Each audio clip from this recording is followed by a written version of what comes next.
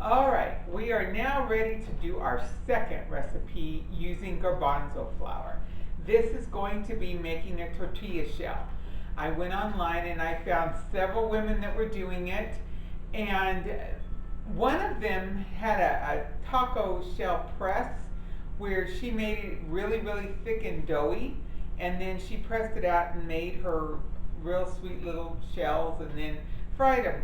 Well, the other one, another woman who used the exact same recipe, she made it thinner and she just poured them into her pan, swashed the pan around, and let them fry up that way.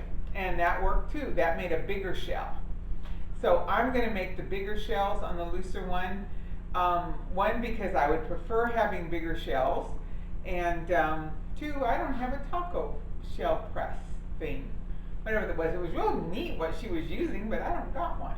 So we're going to make the looser, the thinner one. The first woman, she made it actually in a food processor, and it came out really doughy and thick. And she made it into little balls and then put it on her press, and it went down and pressed it into a perfect little circle. Well, we're not going to be that good. But let's just see how this turns out. This is the first time I've made this recipe, so we're going to have fun here.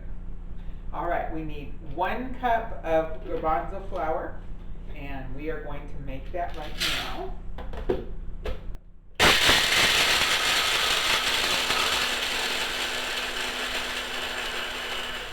pretty good. Yeah, I shake it around, knock it back down, and just make sure it gets good and ground up. Like I said, it's not milled as well as you get from the store when it's milled, but it's a heck of a lot cheaper. Alright, and then we want half a cup of tapioca powder, or flour, or starch, or whatever it is. It's all the same thing. So, the tapioca.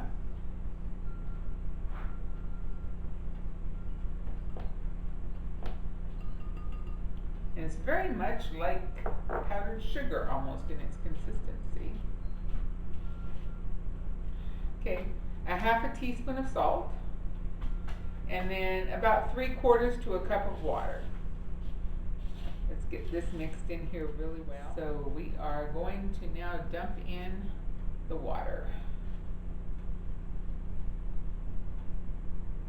Leaving just a little. It said 3/4 cup. I brought myself over a full cup of water.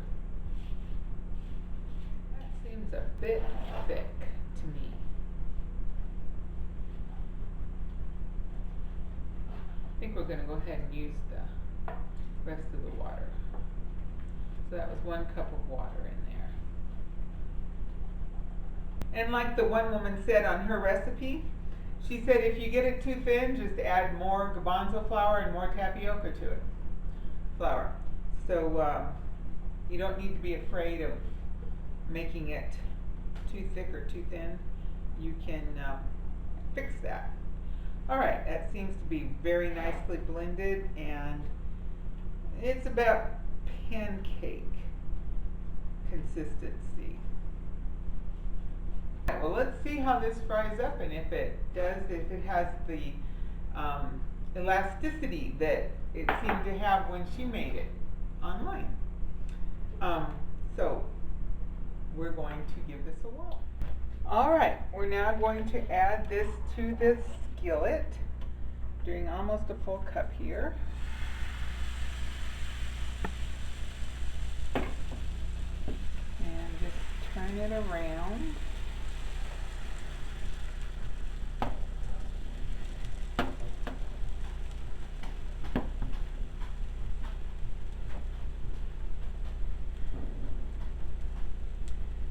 It needs 2 or 3 minutes to cook. Let's see what we're getting here.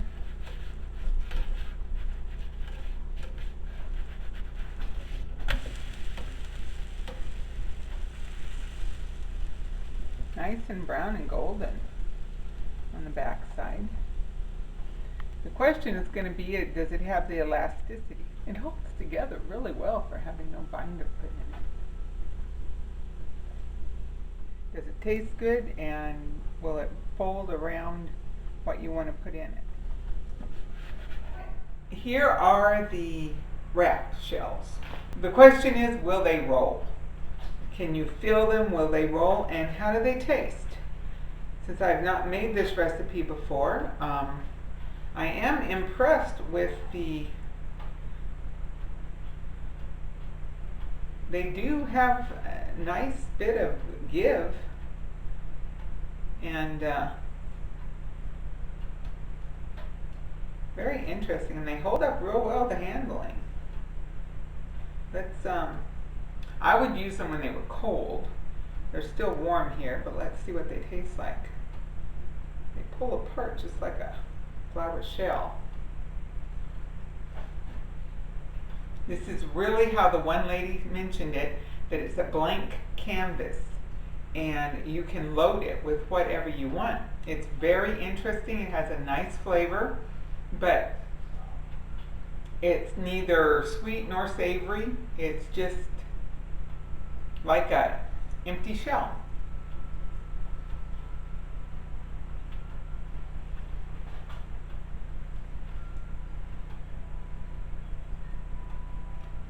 Definitely worth trying. First time I've made this one, and I'm impressed.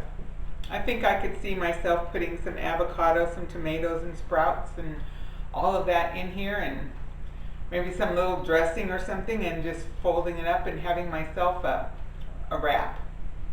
It's definitely got good flavor. Very high in protein, very high in fiber.